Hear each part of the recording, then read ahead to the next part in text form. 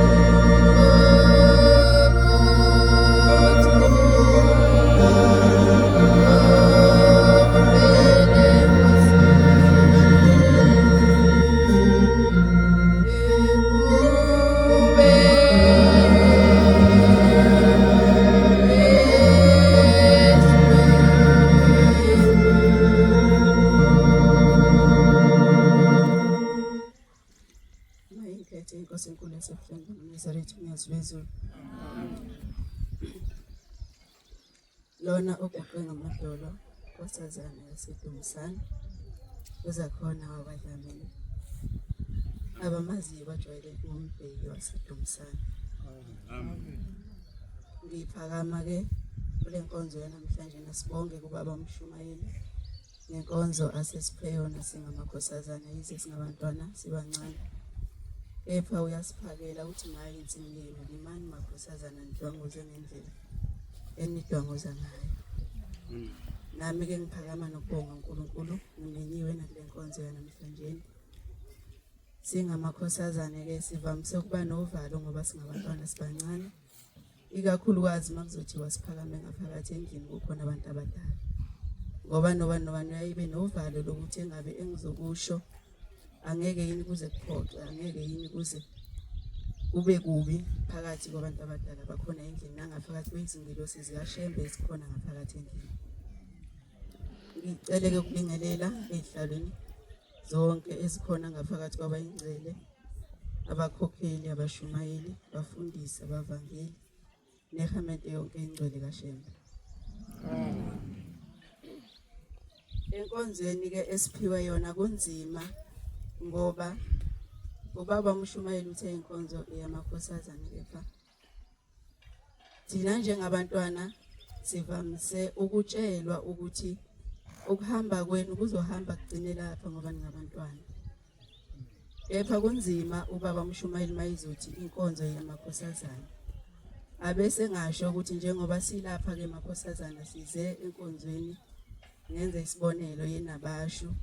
Njengoba-ke inkonzo sipha amakhosazana manjena uzomele ahambe la nala aniweli kulo mngcele njengoba ningabantwana. Kunzima-ke sibhekene nakho namhlanje, kepha sinethemba-ke lokuthi uShembe uzosipha amandla ukuthi sikwazi ukubhekana nakho njengabantwana abancane. Ngizocela-ke ophethe incwadi noma iBhayibheli uzongipha incwadi yokuqala kaJohane esahlukweni sesithathu ivesi elokuqala. BaNazaretha-ke njengoba silapha usenothando lusenhlizweni lethu lalapho esiphuma khona ebuhleni bamaNazaretha, okuwumhlangano omkhulu wamakhosazana. Inhliziyo zethu isenenjabulo enkulu yalowo mhlangano esiphuma kuwona.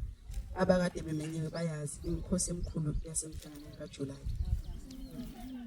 Nalapho esifike sithole khona ukugqugquzeleka njengabantwana ekukholweni kwethu.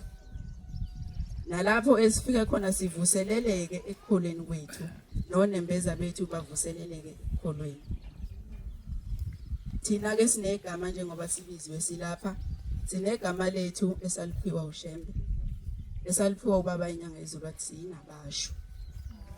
Njengoba-ke silapha siyinabashu yasebuhleni bamaNazaretha. Okusho ukuthi njengoba silapha sibusisiwe ngoba siphiwe igama elingcwele. Ngizocela usithole incwadi angiphiwe. njengoba ke sinabasho kumele sihloniphe abantwana bayingcwele. Kumele sizazi indawo yethu ukuthi ngaphi. Kumele sihloniphe, kumele sikhumbule futhi ukuthi thina singabantwana. Lokho esakubonayo Akusiwe. bhekani uthando Ithi bhekani uthando olungaka maNazaretha. asinikwe lona uyise ukuba Asinike lona uShembe thina njengabantwana.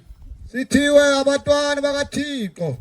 Uthi uShembe bhekani uthando olungaka asinike lona yena lokuthi sibizwe ngabantwana bakaThixo inabasho yasebufeni bamaNazaretha. Ngakho ke lokhu umhlaba usazi. Ngakho ke lokhu abazali bethu bekhona lapha bezosupporta kule nkonzo ngoba bayazi ukuthi thina siyinabasho yasebufeni bamaNazaretha.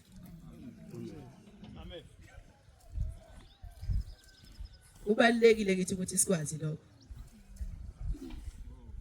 Uthi uShembe bhekani uthando olungaka enginithande ngalo nganipha igama lokuthi niyinabasho yasebufeni bamaNazaretha. Nganipha uthando lokuthi naziwe nani ukuthi niyinabasho yasebufeni bamaNazaretha. Ukuba saziwa ngabe sisodwa lapha enkonzweni. Ngaba bekhona abazali bethu kuzosisupport. Ngizocela usayiphethe incwadi kuwona uJohane wokuqala lapha yana kwisahluko sesibili ivesi la15. Kubalekile ukuthi sizithande nathi, kubalekile ukuthi sizihloniphe ukuze sizokwazi nokuhlonipha. Njengoba sikade sisebuhleni kunentshumayelo eyangithinta. Yathi ngesabatha lokugcina inkonzo seyiphethwe ubaba. Wadlulisa naye ukuthokoza kwakhe ngokubona amaNazaretha egcwele ithempeli eMangabe. Wakudlulisela kuthina amaNazaretha ukuthi njengoba nilapha nje umfulu uyangenisa kusekhona abanye abezayo.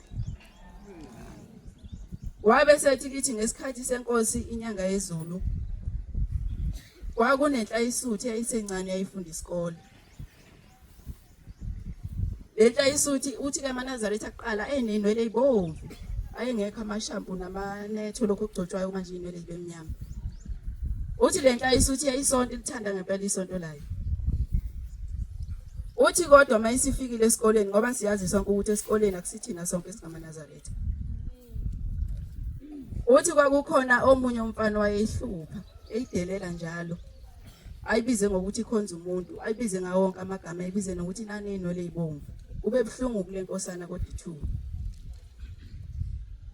Uthi kwahamba ngelinye ilanga siyazi yaqeda esikoleni sikhulile. Sikhona emzini omkhulu wasebuhleni bamaNazaretha. Uthi ahlangana amehlo. Uthi noma kungathiwani lo buyabuso ngiyabazi. Yathi mayiqalaza yathi hawu lona uselapha. Uthi yasinikela kuye. Yathi mayifika kuye hawu ngabe uwe yini? Kanti abantu abadala sebebonile ukuthi hayi ngathi kuzobonakala lapha. Lenkosana isalindele ukubhodla ukuthi wena okade ungihlukumeza kangaka ngisesesikoleni ungabe nawe uhamba ngenyawo lapha, ngabe nawe uneyinwele ezibomvu njengami mina engilapha. Base beyikhuza inkosana yehlela ngezantsi. Ingasakukhiphanga ngokusesifubeni sayo ngoba inhlonipho siyafundiswa wona le. Amen. Mase bekhulumela abantu abadala kusuke sekumele silalele. Njengenabasho ke sithandiwe thina uThixo ngoba sinaba abazali bethu ngaphakathi kwethu nalapha esobe sesiphambuka khona bazosikhuza bona bethi cha seniyagagamela ke manje bantwana ehlisana. Ngizocela useyithole incwadi angithi. Engalithandi izwe. Uthi ke uShembe kuthina nabasho yakithi izwe singalithandi. Ezinto ezisezweni. Kanye nazo zonke izinto ezisezweni. Uma umuntu ethanda izwe. Ngoba thina masithanda izwe. Uthando lukaThixo alukho kuwo. uNkulunkulu uyabaleka kithi ngoba sisuke singasamthandi. uNkulunkulu nezwe akuhlangani. Ngokuba konke okusezweni inkanuko yenyama nenkanuko yamehlo nokuzindla ngokubusa akuveli kuNkulunkulu wethu esimkhonzayo. Sizithande makhosazana nabashiya kithi ikakhulukazi amakhosazana. Thina okwethu kunzima kakhulu ngoba mawusonile ubonakala ngombala akulula ukuqasha. Sizithande siyeke ukuthanda izwe. uShembe usibekele inkonzo, usibekele igama lethu lokuthi siyinabasho. Usibekele uthando lakho lokuthi lolu uthando lwenabasho, lolu uthando lamakhosazana.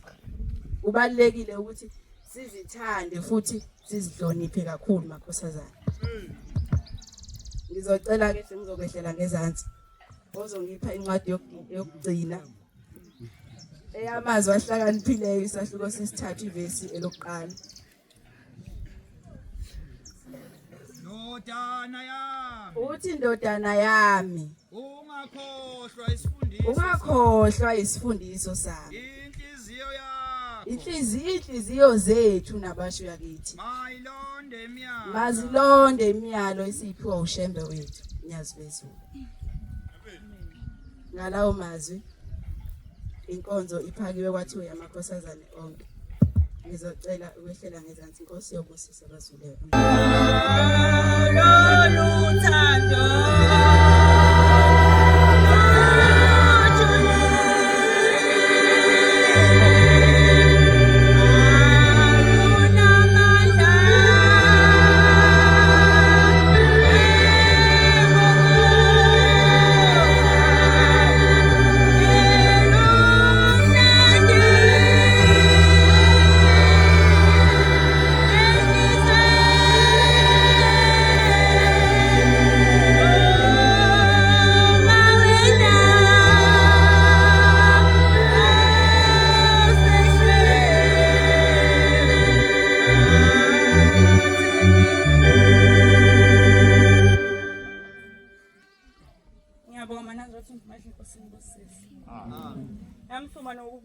Namsoma nokubonga uShembe esangigcinile kuze kushayile isikhathi.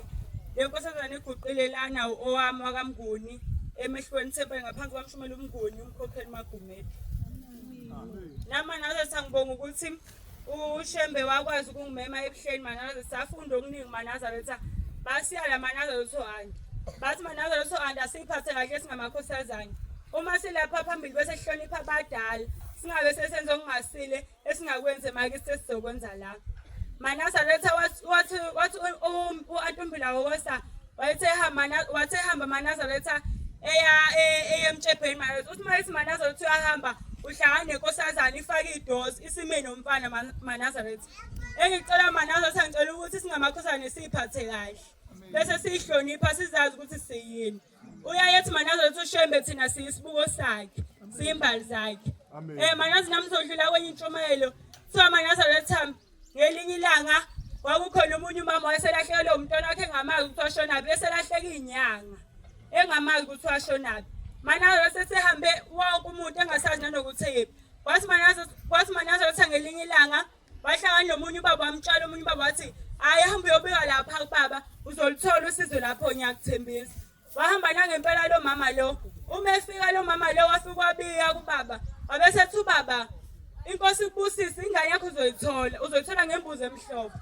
Bese lo mama lo edideka ethi kanjani baba ngoba phela ngithi imbuzi ayikwazi ukuthola, ngithi ingane into ekwazi ukuthola. Ethi ngithi Inkosi ikubusise ingane yakho uzoyithola ngembuzi emhlophe. Wathi Manasa letha ngelinye ilanga lo mama lo behamba beya komunye umuzi Manasa letha. Uma behamba lo mama lo kunembuzi emhlophe phakathi bebaningi. Kwakuyiveni imoto lingekho itheni. Uma Manasa behamba futhi Manasa befike nje ngasemahlathini bese imbuzi yeqa Manasa letha. Igijima iyazenza bemise imoto Manasa beyihupha imbuzi.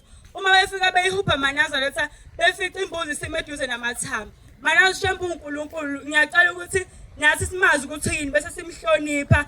Manasa uShembe wakhuluma ngothando, ngiyacela ukuthi sithandane sisodwa Inkosi usenikuzwini. Amen. Oh Sibaba iyakuthanda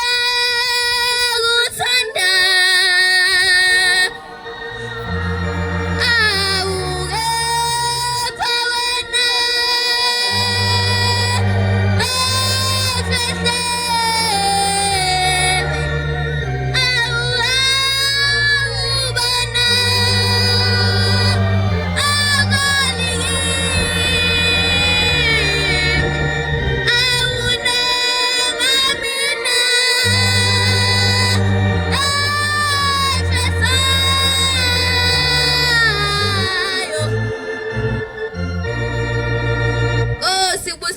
ukuphakama kwami. Le nkosazana eguqela lapha phambi kwenu inkosazana yasemnqamlezweni thempeni ngaphansi kamkhokheli uMamdluli nomshumayeli uKhumalo. Manazaretha ngisuma nokubonga uNkulunkulu esangigcinela umndeni wami kanye nabo bonke abazali bami. Ngiyacela uShembe sengase ngangenzela konke engicelayo. Manazaretha ngiyakuthanda ukukhonza kepha ngihluleka ukwenza. Ngimncane kepha ngiyacela uShembe sengathi engangiphi indlebe zokulalela abantu abadala. Ngoba Manazaretha inhlonipho siyasilahlekela thina.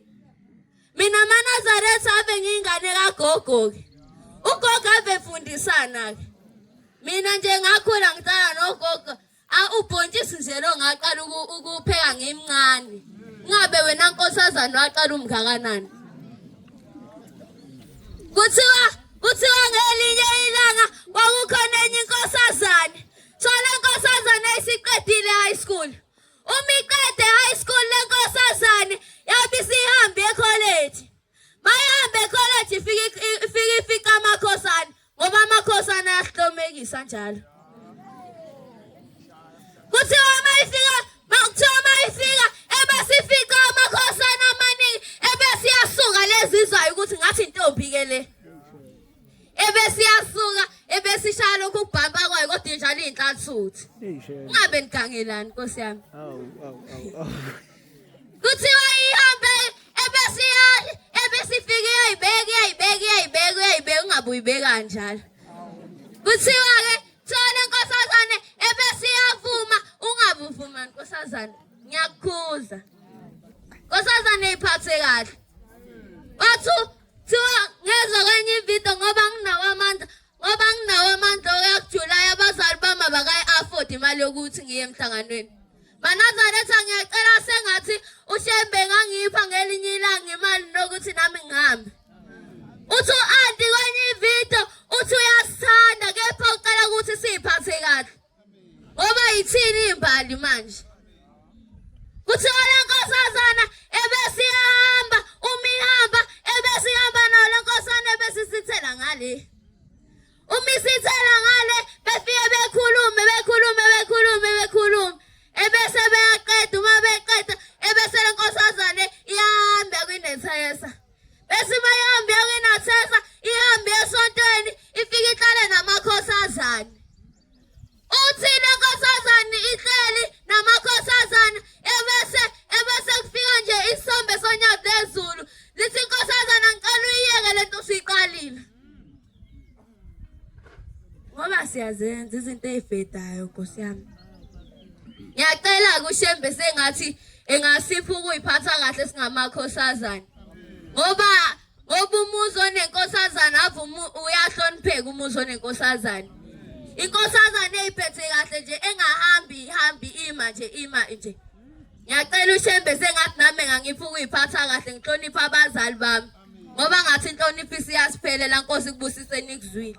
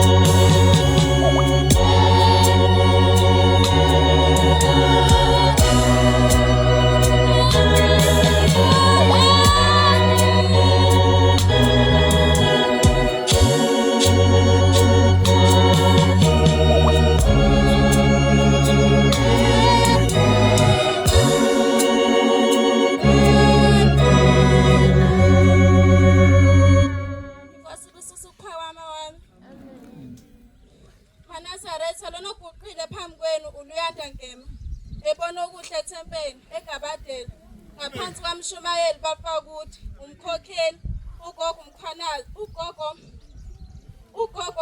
ugogo uMagumede Mkhwanazi. Lena ophambi kwenu ingane yakwaNgema ngaphansi kaMhlambululu baMgema.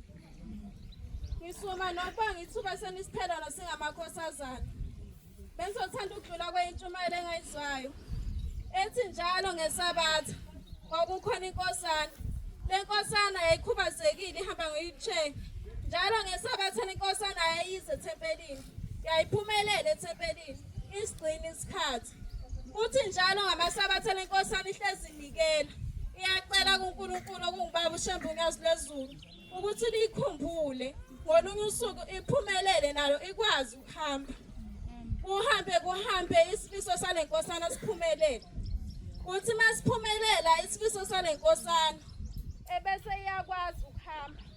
Ithi le nkosana mayisikwazi ukuhamba ingabi seze ethempelini. Kuthi mabeyikhumbuza ngeSabatha ingabi seze ethempelini. Ithi le nkosana mina ngangisa njalo ethempelini ngingakakwazi ukuhamba. Mina ngangisisabatha neSabatha. Okwamanje sekuyisikhathi sami sokuphumula. Le nkosana yaManazaretha yakhohlwa ukuthi yenza isivumelwano noNkulunkulu wayo sokuthi njalo ngeSabatha iyoba khona ethempelini. Manazaretha ngisukuma nesicelo sokuthi uNkulunkulu azasikhumbule sinabasha yasemdletsheni.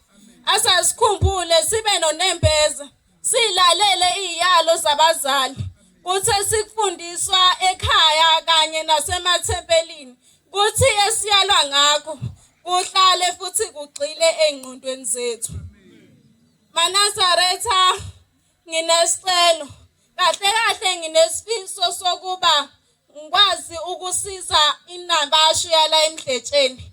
Ngisiza abantu amakhosana namakhosazana asefunde umatric nasafunda umatric angakasitholi isikole. Asafuna futhi asafisa uku-applya ema-varsity kanye nasema-college. Kuyisifiso sami ukuthi sonke sigcine siphumelele ngemfundo. Bengizocela uNkulunkulu azasikhumbule singamakhosazana, sihlale futhi singasuki kuye. Inkosi ibusise nikuzwile.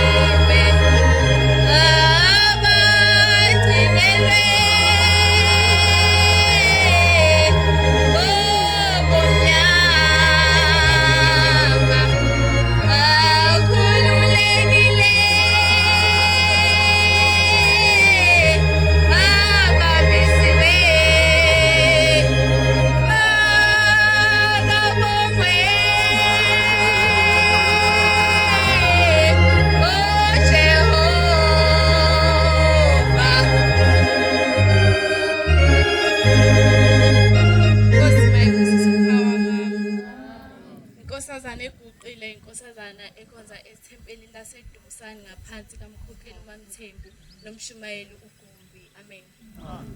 Inkosazana uAmahle wakaSikhakhane. Amen. Manazaretha ngisuma nokuyibongela nami ukuthi uNkulunkulu ungigcinile kwaze wafika lesikhathi nomndeni wami sisahlengekile sonke. Amen. Mina ngibonga uNkulunkulu ukuthi ungigcinile wangigcinela umama okubuye osikhulisayo singabantwana bakaSikhakhane. Amen. Manazaretha nami ngumntwana ongakaze eye ekhaya elikhulu laseBuhleni ngenxa yesimo somnotho. Kepha ngibonga inkosi ukuthi sangipha inhliziyo yokuvakashela ngasethempelini nokuvakashela ngaphansi kwabantwana basezulwini inabasho. Amen. Nami ngizothanda ukudlula entshumayelweni engayizwayo ethi kwakukhona inkosana eyabe isingikelile ithi yona inkosana izohlala ngaphakathi kaShembe kuze kufike insuku zokuphela. Kwathi ngelinye ilanga ingabe isilahlekelwe ukukholwa yathatha owesifazane owabe eyayimbona njalo bathembisana bahlala ndawonye. Babehleli ngaphakathi behleli kumnandi njalo inkosana ivuka ihambe emsebenzini ibuye ntambama. Kwathi ngelinye ilanga yacela le ntombazane ukuthi icela ukuvakashela ngasekhaya ngoba kade yagcina ukuhamba ngasekhaya ngoba siyalahleka amaNazaretha masesihambile umuntu uyakhohlwa uma ingasale sebona abangani. Thiwa ngelinye ilanga yahamba yangabe isabuya yaze yakhohlwa le nkosana yathola umunye wesifazane yamhlalisa la ngaphakathi. Kwathi ngelinye ilanga ithi kuye emsebenzini sekuyinesikhathi eside yayigcina le ntombazane. Yathi yehla emotweni kuye emsebenzini yayibona intombazane. Baxoxisana yambuza ukuthi usukaphi intombazane ingaphenduli yathi izomtshela mase befika lapha abahlala khona. Mabehamba behlala khona bafike bahlala intombazane yapheka kwabamnandi. Umfana wajume inkosana yajumeka intombazane isapheka. Intombazane yapheka yaqede yahamba. Mayevuka inkosana ayisayibona intombazane. Ngakusasa iphindele futhi emsebenzini iphinde ibone futhi ehle station. Yaphinde futhi yenza into efanayo yaphinde athi yapheka wazumeka futhi inkosana yahamba le ntombazane. Kwathi ngelinye ilanga isixoxa emsebenzini ixoxela umngani wayo ukuthi hayibo ngehlelwe inkinga ngibona usibani bani kodwa futhi mase ngivuka angisamboni. Uvele ethi uyapheka ngithi ngiyabuka nje angisamboni. Yathi hamba uyo enkosini uyobuza uyocela ukwazi ukuthi hayibo kade kwenzakalani. Yathi yafika le nkosana enkosini yathi inkosi lo muntu wesifazane kade ashona. Wena wathatha owesifazane wangamkhokhela lutho ekhaya. Wathi uyahamba uye ekhaya wangena engozini yemoto. Kuye manje akazazi nokuthi udunguza ini ngoba inesibusiso somuntu oganile kanti akagananga. Ngalawo mazi ngicela inkosi ingcine njalo igcine lo dadewethu esikhona lapha ekhaya. Inkosi kusizwe. Ubuphelele media. Nkosi yami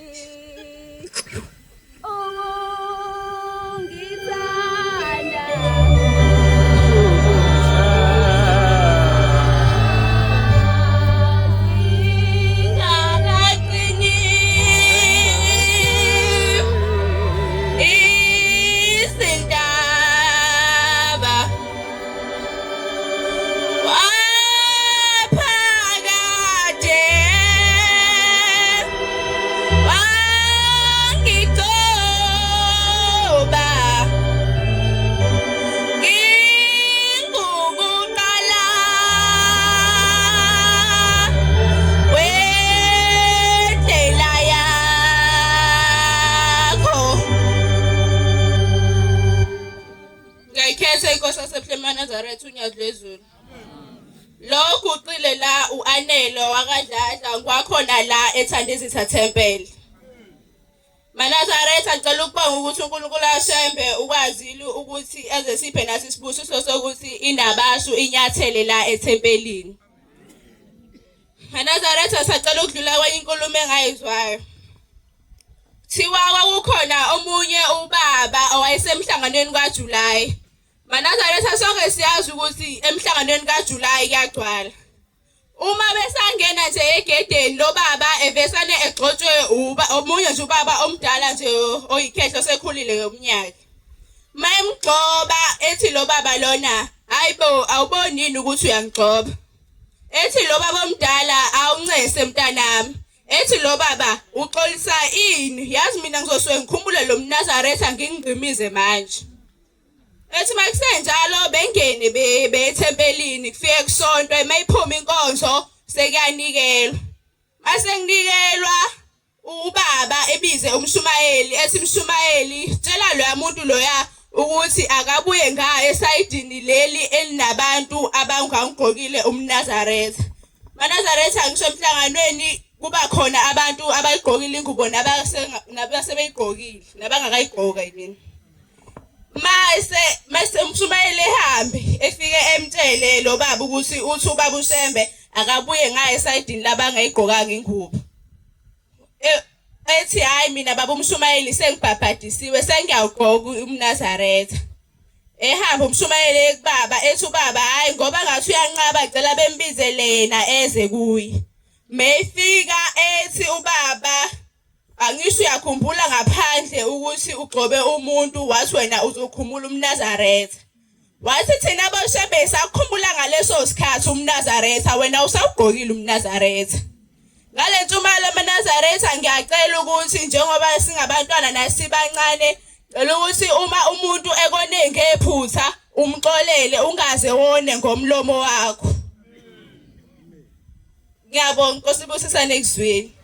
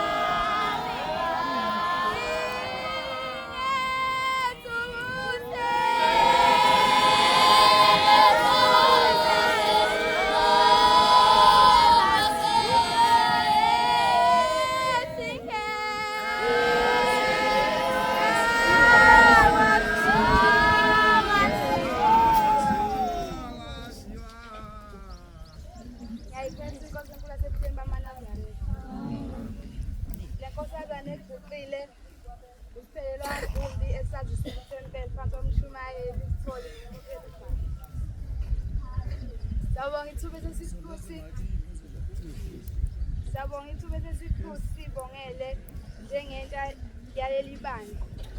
Ngiyabona inkosi isangigcina izophithula namhlanje nyamsatane nomphefumulo ngoba mengasabonganga ngoba inkulumo yami ayiphelele ngoba sila namhlanje ngoba akusikho ukuthanda wethu kepha ukuthanda kwenkosi. Sokuthi inkosi izongikhumbule njalo isikhumbule esikoleni umndeni wami. Elinye ilanga kuthiwa ukhona inkosazane iphuma ya 25 lamakhosazane wayengagadwa wayehlala odwa. Kwathi ngelinye ilanga inkosazane lena ebesifonela intasuthi yayo. Ithe masifonelile yayitshela ukuthi namhlanje ngeke ngilale ekhaya ngiyolala ku25 lela sibonane. Yavuma lenkosana lenkosazane yafika ku25 sezoshaya isikhathi sokugida u9 yase yaphuma ngewindi yakuyo lentasuthi sekuqala isikhathi sokugida. Zihamba insuku lenkosazane iyenza lento uma wayilokho eyitshothe yakhe inkosazane ifika igide esoteni bese iyashumayela kanti yakhe inkosazane iphuma ngewindi endini kaJehova. Meyihamba insuku lenkosazane iyenza lento kwafika isikhathi soba inkosazane ihambe emhlabeni. Ithe imehamba inkosazane emhlabeni yathi bayise emoshwali. Uma ifika emoshwali inkosazane kwafika isikhathi sokuthi umndeni wayo uyilande. Uthe moyilanda umndeni wayo bathi bayikhipha ngomnyango ebhokisi langaphumi eminyango. Lokho bezama ukukhipha ibhokisi eminyango lingaphumi ibhokisi eminyango wasekuqhamuka enye ingane encane yathi zamani umkhipha ngewindi ngoba naku25 wayitshela uphuma ngewindi lapho uzophuma ngewindi. Base bezama nalabo abaphethe ibhokisi bathi bayikhipha ngewindi yaphuma inkosazane ngewindi ngebhokisi. Sokuthi inkosi isikhumbule singamakhosazane sibuyiphatha kahle singathatheke entweni zomhlaba. Uthi ubaba umekhuluma emzini wasekupa ebuhleni uthi ngale nkolo anginithembisanga impilo obukhazikhazi anginithembisanga ukucwebe kodwa nganithembisa ukunithanda. Ingakho nomlungu lezi ethi lo luthando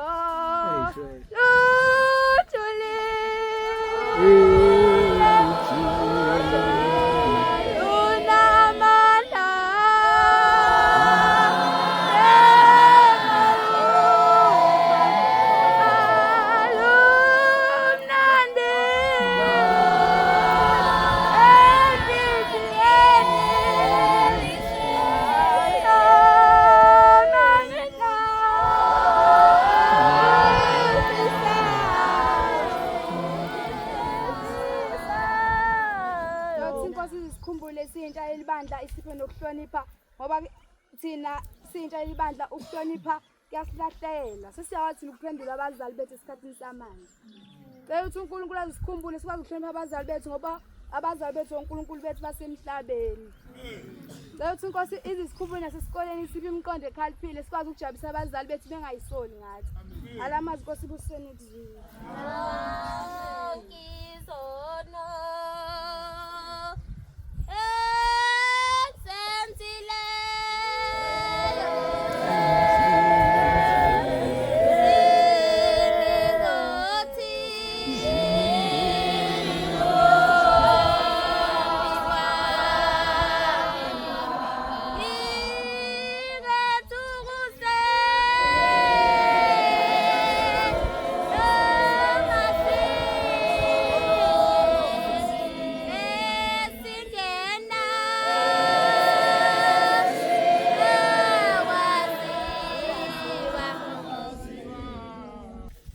Kwakukhona inkosazane eyayihamba njalo uma ibheke 25 idlule ezimobeni. Kwathiwa le nkosazane isahamba ibheke 25 abasebenzi beyibambe benyukubeza. Sebeqedile beyingcwabe khona ezimobeni. Uhamba insuku umlungu efika ezobuka iplazi lakhe. Kusenjalo elalela umsindo ona le nkosazane njalo ihlezi icula la uma ku6 ithi Sisandinda Vasimisa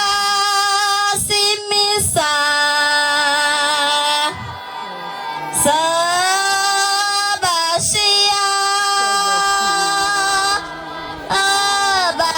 Ababepuza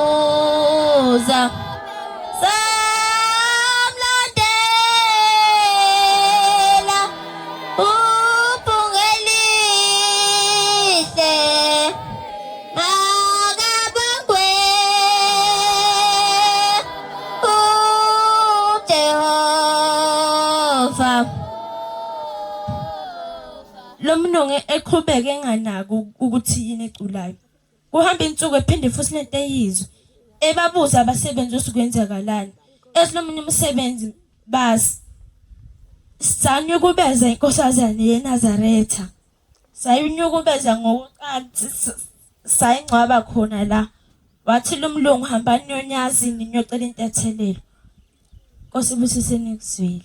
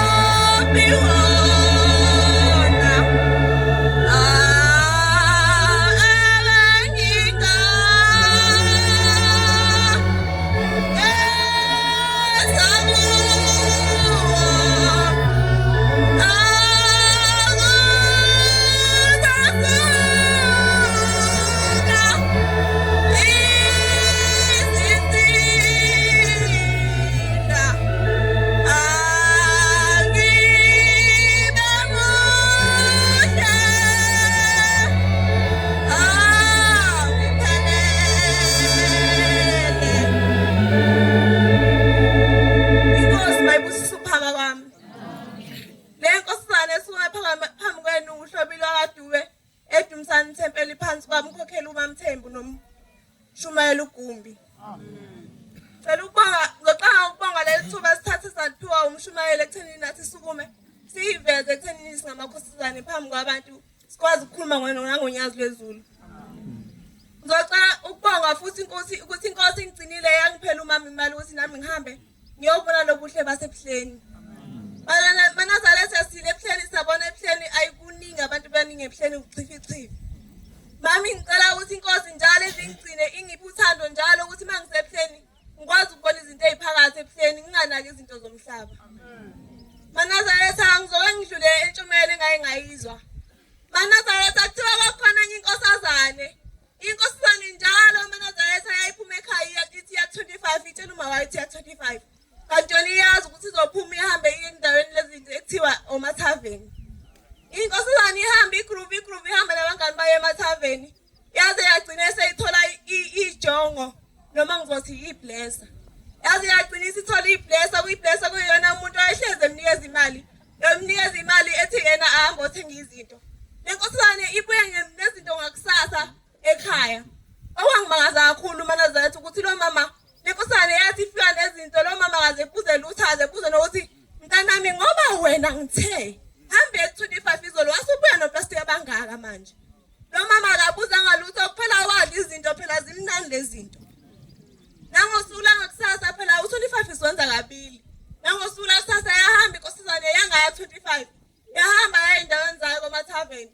Yabuya futhi nangakusasa wadla lo mama wangabuza. Lathi sekufika usuku ngoba he Manazaretha uyesa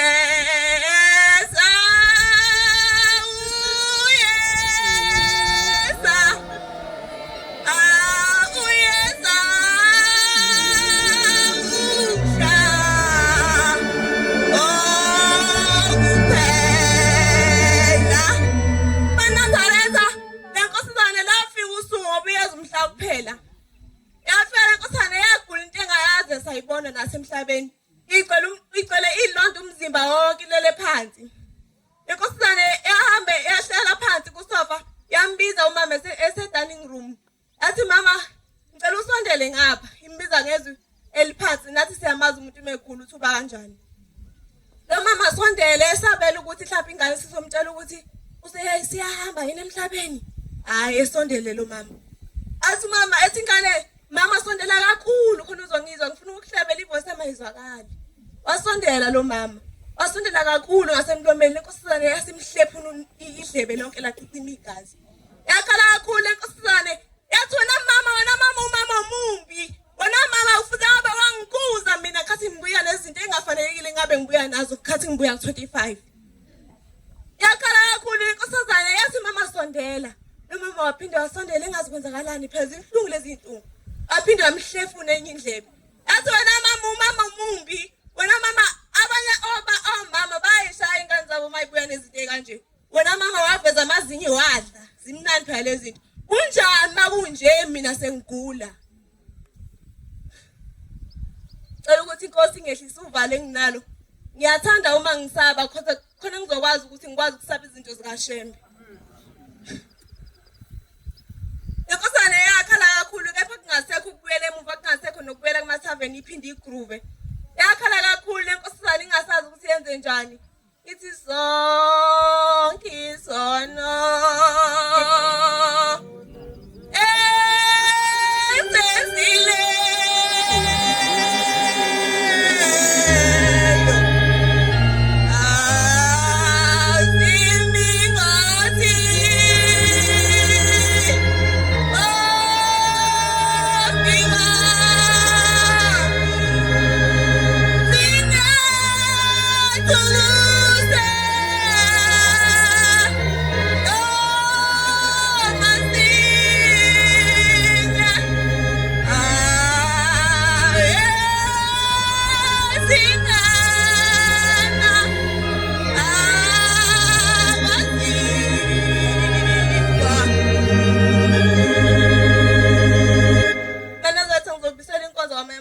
akushiwo ukuthi le nkonzo namhlanje yahlobile wadumo.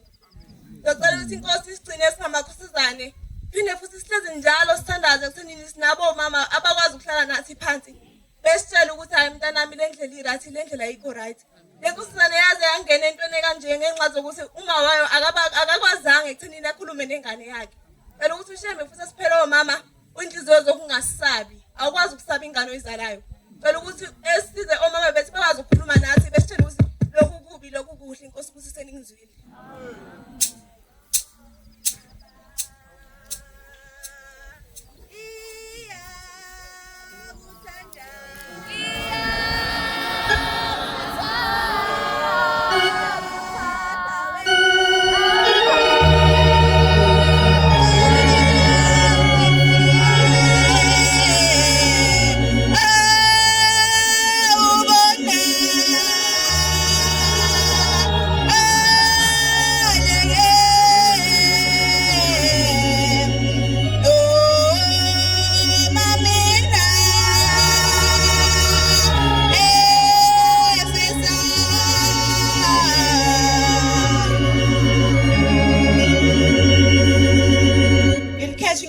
Lasebuhleni bamaNazaretha. Lokhu qelapha inkosazana yakaKhwanazi owethu ethempelini lasekhumbula ke ethempeli. Nami ngizodlula kwenye intshumayelo engake ngayizwa. Thiwa amaNazaretha kwakukhona inkosazane. Le nkosazane ejwayele ukuhamba iye 25. Le nkosazane emihamba yayigqoka uhaqa ne-tight ifake nebhali ifake namazipho iluke ngehairpiece. Le nkosazane mihamba ebusuku ibanjwe zigebengu. Lezi igebengu lezi ibambe. Le nkosazane ikhale ithi shembe ngiyazwezulu, shembe ngiyazwezulu. Ayi le nkosazane beyibhudukeze lezi igebengu. Kwathi ngelinye ilanga ihamba emhlanganweni. Le nkosazane yanikela yathi miphupha yaphupha unyazi lezulu ikhuluma nalo ithi shembe wangibuka igebengu zingibamba zingibhudukela. Thiwa lo nyazi lezulu laphendula lwathi bengekho ukuthi ngikusize ngoba ngithe ngithi ngiyakubamba ngemlenze kanti ufaka i-tight. Athi ngiyakubamba ngezandla kanti ufaka inzipho lezi ezinde sifakayo. Wathi ngiyakubamba ngekhanda uluke ngehairpiece. Inkosazane yakuleli bandla iluke ngehairpiece. Nami ke lokho engikushoyo ngicela ukuthi inkosi ingcinele umndeni wami, ingcinele umama lapha ekhona, ingcinele ubaba, izingcinele umama mncane wami uqobo lephe ngihlala naye ekhaya. Ngicela inkosi yami izingibusisele yena, imnike izibusiso. Ngalawo mazi ngicela ukuthi ingcini ingiphi umqondo okhaliphile nasesikoleni. Ngalawo mazi Nkosi busiseni ikuzwile. Baba ngikulala uhambo.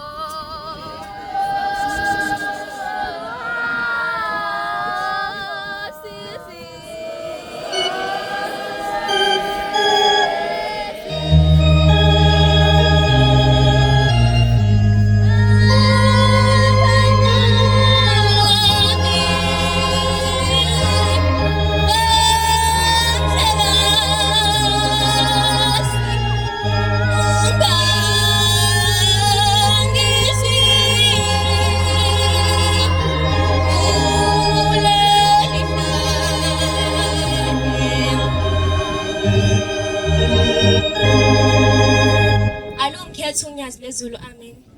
Le nkosazane eguqile lapha uzinhle kwaMnyando qhamuka eDumisani Thempele ngaphansi kwamama umkhokheli uMamthembu Adube nobaba uMshumayeli uGumbi.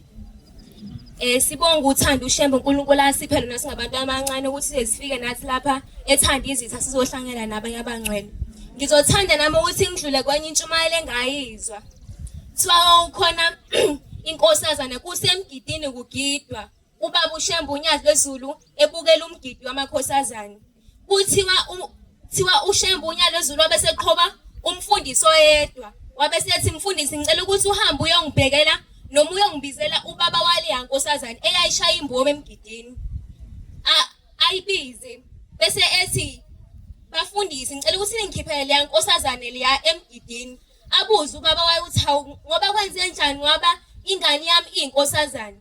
Ethi baba ingane yakho yebo ingane yakho isaphelele kodwa ayisenabo umnkosazane njengoba ishaya imbomu ithela amanye amakhosazane ngamathi abafana lawe hlezi iwathatha kiphi